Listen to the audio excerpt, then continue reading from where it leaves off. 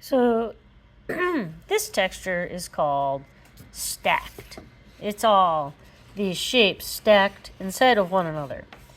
So here it is again, slightly different look to it. Right here. Okay, and just like all of our designs, it starts with a line, but this time start with pencil, lightly sketch 2 parallel lines.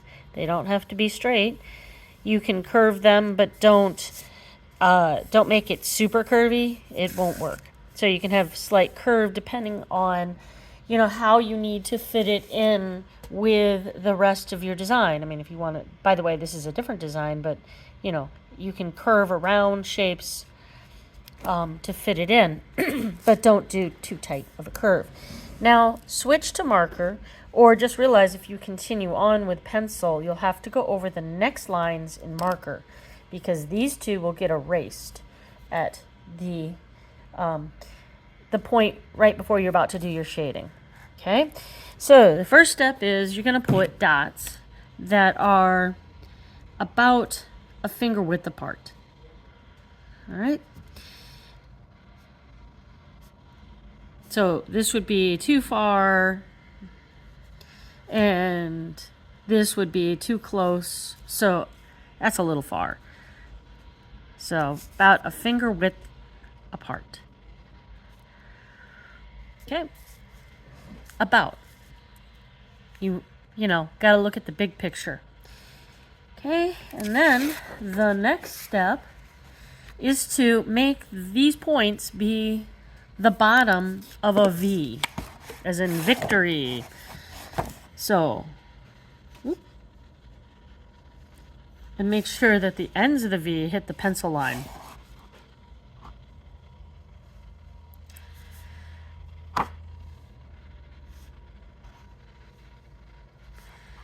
Okay, I'm going to finish the rest on pause. Okay, so the next step is to start at the top. All right, and what you want to do is draw a line from these 2 points. You can see that they're pretty close to the vertex of the angle. They're not out here, they're closer, but they're not on it. So close, fairly close to the vertex, and draw it to the end of the angle above it. All right, then you move down one. So if this is the vertex of this angle, then you find these 2 points. You do not put dots there. I'm putting dots there to show you where I'm going to start and where I'm going to end. And you draw a line. So you start here closer to the vertex than the edge and draw up to the end of the line above it.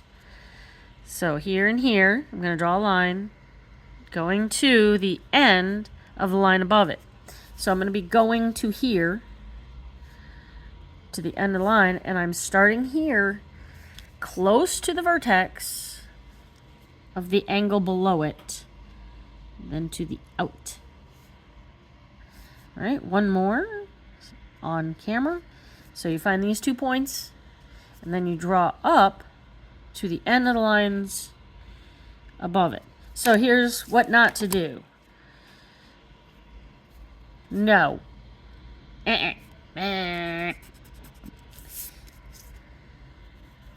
No.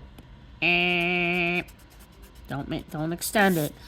Don't start out here. Don't start here. Start close to the vertex, but not on the vertex. And make sure you go to the end of the line and stop. And do that on both sides. I'm going to finish the rest on pause. All right, so now I have reached the bottom. What to do here at the very bottom? Well, just figure out what the bottom of the shape would look like. Kind of a V with a, I don't know. I mean, you could just, it probably would have a flat bottom if there wasn't something covering it up. Next step. Start at the second one, not the first one. Start at the second one. Start on the outside and draw a line to about the middle of the line for the first shape. About the middle. and then you fill it in.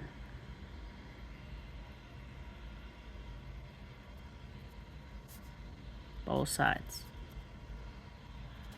Okay, then you move down to the third. So from these outer points, you're going to draw a line about from the outer point to about halfway. All right, and then you fill it in. Now, when you're filling in, please remember that pressing hard with the marker doesn't make things go faster. Now, for this one, it's kind of high up, but that's okay. But the idea is to make it look as though the back of this shape goes around and behind and comes out this side. All right, so this would go around here, and I'm going to fill this in. Now, when you have a little bit more space,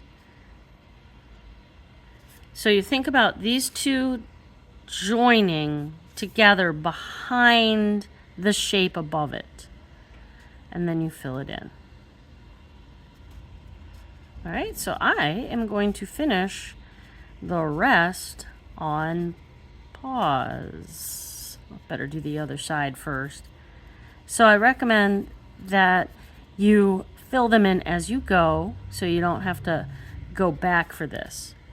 All right, and on pause. All right, so I am in a video right now. If you need my attention, just tap me on the shoulder. Okay, now you'll notice that everything inside here is done in marker.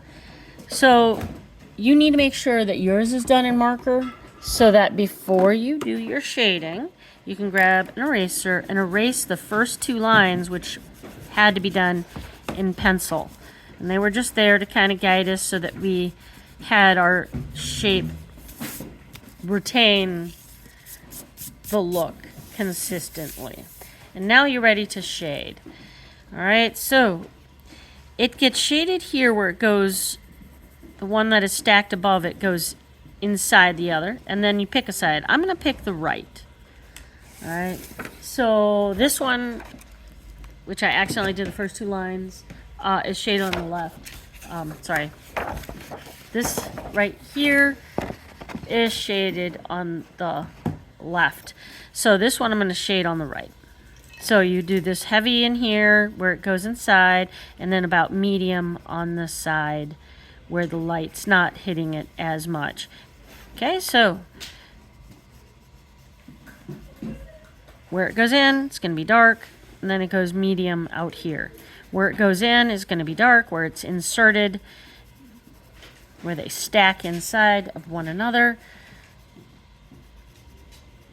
is dark, but then it's medium out here on one of the sides where the light is not hitting it. So I have chosen to make the light hit the left, so therefore I got a shadow on the right.